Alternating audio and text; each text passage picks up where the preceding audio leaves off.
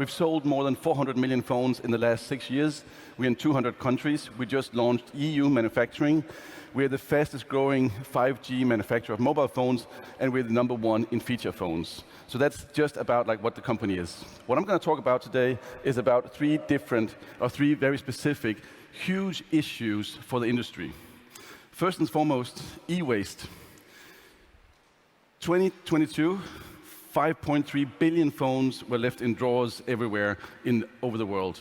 These phones will end up in landfills, they will end up in the drinking water, they will pollute everything around us if we don't do something. That's a massive, massive issue for the industry. What's also a problem is what I call real sustainability. Sustainability as such is fairly easy. We can make a phone out of bamboo or plastic or whatever, recycled plastic, anything. But to make sustainability scalable and profitable, that is really, really hard. And before we create systemic change, we need to create real sustainability. Finally, we see that amongst all of us, I think, especially after a conference like this, we see a digital fatigue. We see Gen Zs are really turning their back against phones, against constant notifications, and we also see that digital media and digital devices are really impacting mental health. A really scary fact here, if you have kids, by the age of 12, you would have spent 75% of the total time you get with your kids, you would have spent that when they're 12 years old. When they're 18, you'll have spent 90% of the total time you'll get with your kids. So if you'll run out to be with your kids right now, I totally understand it. But this is a fact, and why we are letting digital media, devices, tablets, phones interrupt this precious time we have with our kids, or kids have with our parents, is something we need to take very, very seriously. That's why we believe at HMD, human mobile devices, that we have a mission here to really accomplish and create better devices that are more meant for humans, not meant to constantly drag us into a digital flow, drag us into digital media, but really help us to be a real assistant, a digital assistant, and not a digital dictator.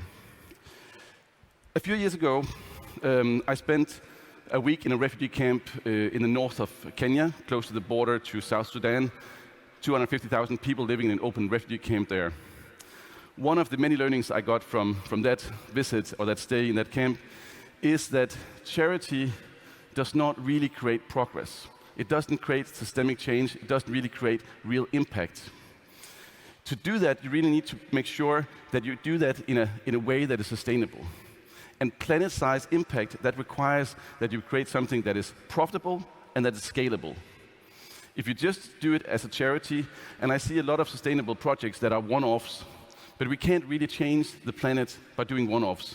We shouldn't be afraid of making money on creating sustainability and sustainable solutions, because that's going to fuel it, and that's what really going to impact it in the long run. So the way that we are doing it at HMD is, of course, we need to have the basics in place. We are one of the top 1% of companies that are platinum rated on EcoVadis. That means not just that the products are sustainable, but the whole supply chain. In everything we do, we go into the nuts and bolts of the whole supply chain to see, can we become more sustainable? And really to get this high rating that we're quite proud of. The next thing that we are really the leading innovator in is repairability. It is interesting that we have an industry that has educated consumers in believing that they need a new phone every year. Imagine if that was your washing machine. That you buy a washing machine, it works 6 months, 9 months, it becomes slower and slower. Every time you load it with more clothes, some of the clothes get stuck in there, and at some point you can't really put more clothes in it. Imagine that you had to buy a new washing machine every single year. We would not accept that at all. But that's the case with the mobile industry. And that's where we want people to have their phones in hands for longer time. But we don't expect people to be less clumsy going forward.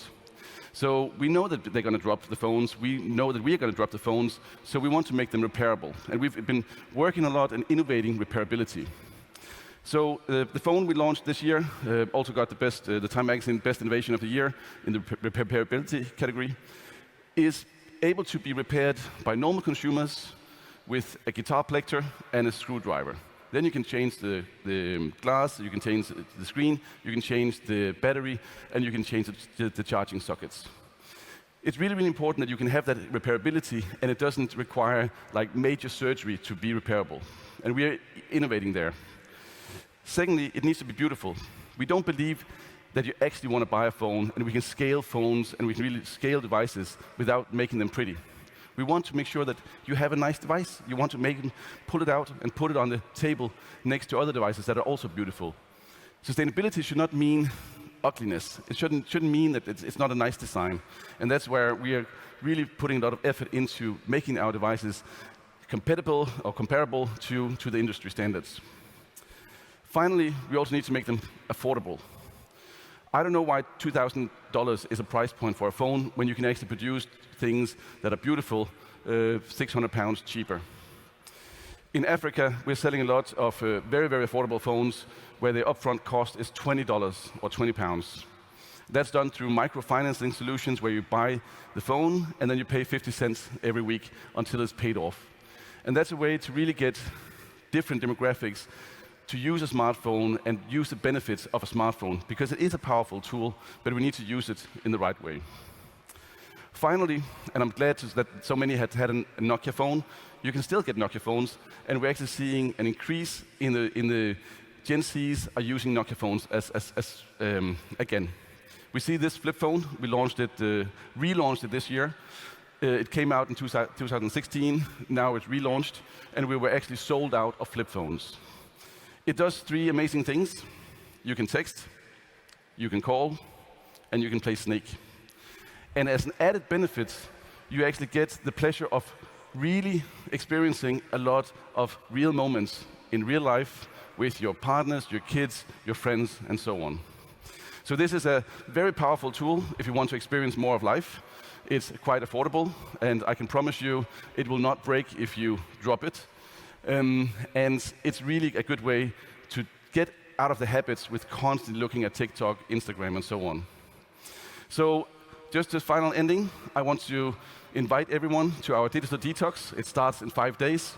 It's a 10-day course. It's on our Discord channel. And after 10 days, I promise you, you will have experienced what it is to be in real life instead of real life. Thank you.